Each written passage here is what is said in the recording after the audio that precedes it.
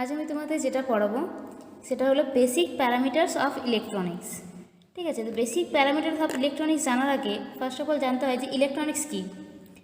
Electronics বিজ্ঞানের সেই শাখা বা সেই সাবজেক্ট যেখানে আমরা ইলেকট্রনের ফ্লো নিয়ে কথা বলি। কোনো ভ্যাকিউম টিউব বা সেমিকন্ডাক্টরের মধ্যে দিয়ে যখন আমরা ইলেকট্রনের ফ্লো নিয়ে কথা বলবো তখন সেই সাবজেক্টটাকে বলা হচ্ছে ইলেকট্রনিক্স। তো ফার্স্ট অফ অল জানতে হবে আমাদের যে ইলেকট্রন কী। ইলেকট্রনের ফ্লো নিয়ে কথা বলছি, তাহলে ইলেকট্রনটা কি? ইলেকট্রন যদি বলি, ইলেকট্রন হচ্ছে পরমাণুর একটা কণা। তো একটা কোনো পদার্থের ছোট অংশ বা ছোট এলিমেন্ট যেটা, সেটাকে বলা হচ্ছে পরমাণু, যার 3টে কণা থাকে। একটাকে বলা হয় প্রোটন, একটাকে বলা হয় ইলেকট্রন,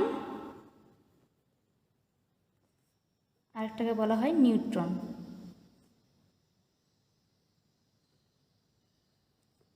ঠিক আছে, তো প্রোটন হচ্ছে পজিটিভ চার্জ, প্রোটনে পজিটিভ চার্জ থাকে, নেগেটিভ চার্জ থাকে ইলেকট্রনের, আর নিউট্রন হচ্ছে চার্জলেস, এর কোনো চার্জ থাকে না। ঠিক আছে, এই ইলেকট্রনের ফ্লো সেইটাকে নিয়ে আমরা কথা বলছি। এরপর যদি আমরা আসি পরমাণু গঠনের ক্ষেত্রে, তাহলে এটাকে বলা হয় নিউক্লিয়াস, যেখানে পজিটিভ চার্জ থাকবে আর নিস্তড়িত থাকবে। ঠিক আছে, তারপর ইলেকট্রনগুলো কোথায় থাকছে? তার কক্ষপথে।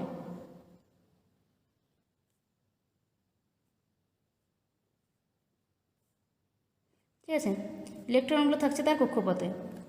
এটা যদি আমরা একটা কোনো পদার্থের পারমাণবিক গঠন যদি এটাকে বলি, তাহলে এর যে বাইরের কক্ষপথে যে ইলেকট্রনগুলো আছে সেইগুলোই সবসময় কোনো বিক্রিয়াতে অংশগ্রহণ করে।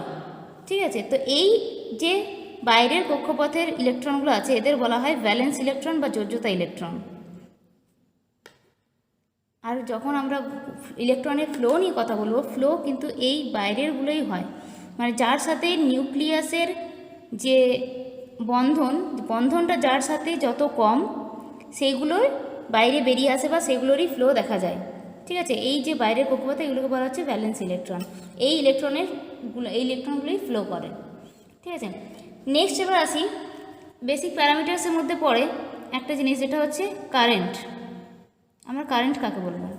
কারেন্ট কি বলবো না, কোনো একটা কন্ডাক্টরের মধ্যে দিয়ে, সাপোজ এটা ধরে নিচ্ছে একটা কন্ডাক্টর, কোনো একটা কন্ডাক্টরের মধ্যে দিয়ে যদি ইলেকট্রনের ফ্লো হয়, ঠিক আছে, ইলেকট্রনের ফ্লো যে হয় এটাকেই বলা হচ্ছে current.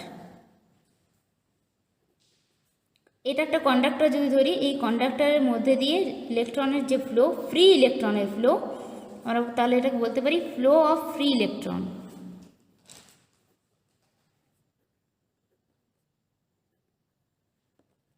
Flow of free electron, free ইলেকট্রনের যে ফ্লো সেটাকেই বলা হচ্ছে কারেন্ট। ঠিক আছে, এবার জেনে নিই এসআই ইউনিট। কারেন্টের এসআই ইউনিট কি? কারেন্টের এসআই ইউনিট হলো কুলম্ব পার সেকেন্ড, যেটাকে আমরা বলে থাকি অ্যাম্পিয়ার। ঠিক আছে, কারেন্টের ইউনিট হলো অ্যাম্পিয়ার। কারেন্টকে আমরা কী দিয়ে ডিনোট করি? আই দিয়ে। কারেন্টকে আমরা আই দিয়ে ডিনোট করি। একটা প্যারামিটার হলো কারেন্ট। নেক্সট প্যারামিটার কি? ভোল্টেজ। ভোল্টেজ কি না, কাজ করার যে ক্ষমতা, একটা বডির উপরে যে কারেন্টে যে কাজ করছে, এই কাজ করার ক্ষমতা, সেটাকেই বলা হচ্ছে ভোল্টেজ। ঠিক আছে, capacity of charge body to do some work, charge বডির একটা কিছু কাজ করার যে ক্ষমতা, সেটাকে বলা হচ্ছে ভোল্টেজ। ভোল্টেজের এসআই ইউনিট কি? ভোল্ট, যেটাকে আমরা ভি দিয়ে ডিনোট করি। ঠিক আছে, ভোল্টেজকে আমরা ভি দিয়ে ডিনোট করি। নেক্সট যেটা আছে সেটা হচ্ছে পোটেনশিয়াল ডিফারেন্স।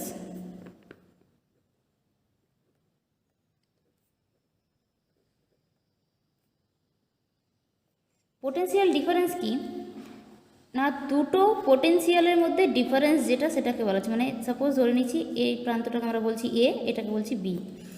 এ আর বি এর মধ্যে যে ডিফারেন্স, সাপোজ আমরা এখানে 5 ভোল্ট দিচ্ছি, এখানে আমরা হয়তো 4.9 ভোল্ট পেলাম। ঠিক আছে, এই যে ডিফারেন্স মানে এই 0.1 ভোল্টের যে ডিফারেন্স, এই ডিফারেন্সটাকে বলা হচ্ছে পোটেনশিয়াল ডিফারেন্স, মানে দুটো পোটেনশিয়ালের মধ্যে যে ডিফারেন্স সেটাকে বলা হচ্ছে পোটেনশিয়াল ডিফারেন্স। ঠিক আছে, এরও ইউনিট ভোল্ট, ভি, ভি দিয়ে আমরা ডিনোট করব। ঠিক আছে, নেক্সট যেটা আছে ক্যাপাসিটেন্স।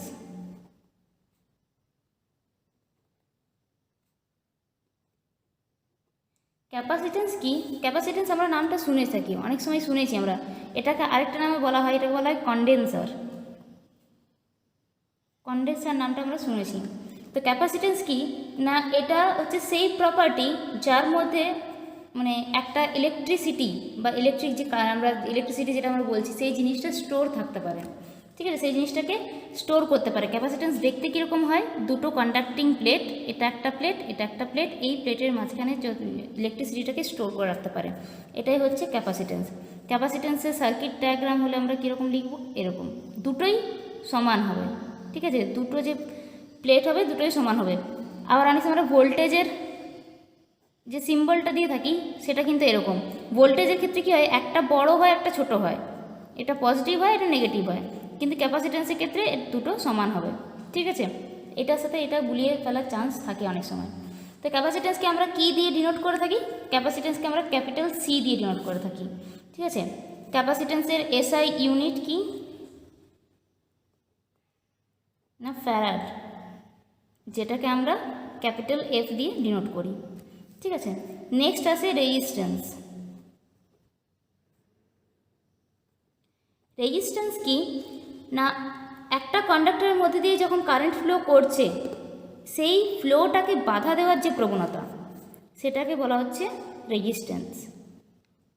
ও কি করছে, কারেন্টের ফ্লোটাকে অপোজ করছে। এটা ধরে নিচ্ছি কারেন্টের ফ্লো হচ্ছে, এখানে যে ও যে এই কন্ডাক্টরের একটা সেলফ রেজিস্ট্যান্স যেটা থাকে যার ফলে এই কারেন্টের ফ্লোটাকে বাধা দিচ্ছে, এটাকে বলা হচ্ছে রেজিস্ট্যান্স। ঠিক আছে, এ কী করে, oppose the flow of current.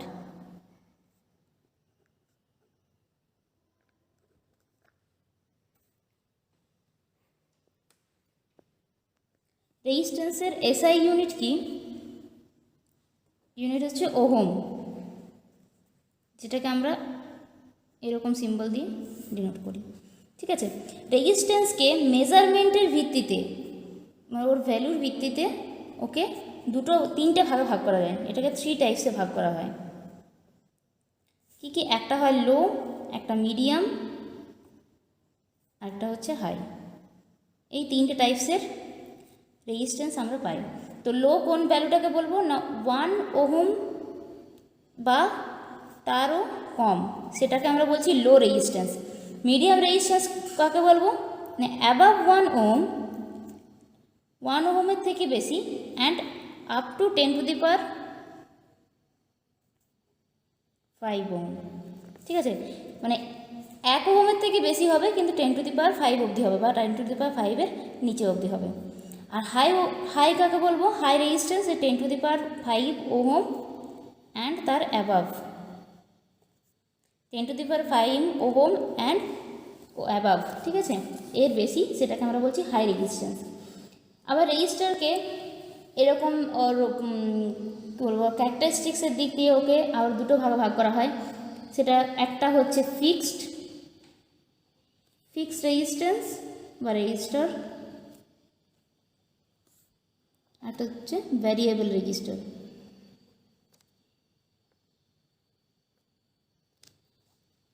ঠিক আছে, ফিক্সড রেজিস্ট্যান্স আমরা দেখে থাকি যে নর্মাল যেগুলো থাকে একটা রেজিস্ট্যান্স কালার কোডিং থাকে, যেগুলো কালার ব্যান্ড থাকে সেগুলো হচ্ছে ফিক্সড রেজিস্টার। আর ভ্যারিয়েবল রেজিস্টার যেগুলোতে 3টে টার্মিনাল থাকে, ঠিক আছে, ওগুলোকে ভ্যারি করাতে পারবো সেখানে রেজিস্ট্যান্সগুলোকে, সেটা হচ্ছে ভ্যারিয়েবল রেজিস্ট্যান্স।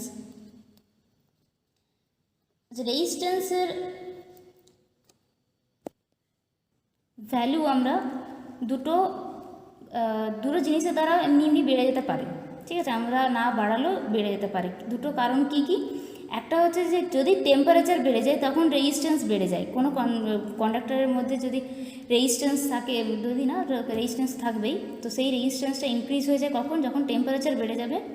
আর ডিক্রিজ হবে কখন, যখন টেম্পারেচারটা কমে যাচ্ছে, মানে টেম্পারেচারের সাথে ভ্যারি করে অনেকটা। ঠিক আছে, নেক্সট যেটা আছে সেটা হচ্ছে ইন্ডাকটেন্স।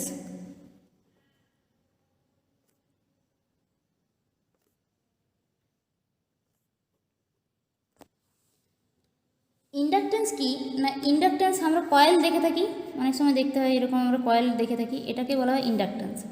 এই ইন্ডাকটেন্স কি করে না, কোনো জায়গাতে যদি আমরা ইন্ডাকটেন্স ইউজ করি বা কোনো সার্কিটের মধ্যে যদি আমরা ইন্ডাকটেন্স ইউজ করি, ও কী করছে না ওখানে যে কারেন্টের চেঞ্জ হয়ে থাকে তো মাঝে সাঝে, সেই কারেন্টের চেঞ্জটাকে অপোজ করছে, মানে সেই কারেন্টের চেঞ্জটাকে বাধা দিচ্ছে।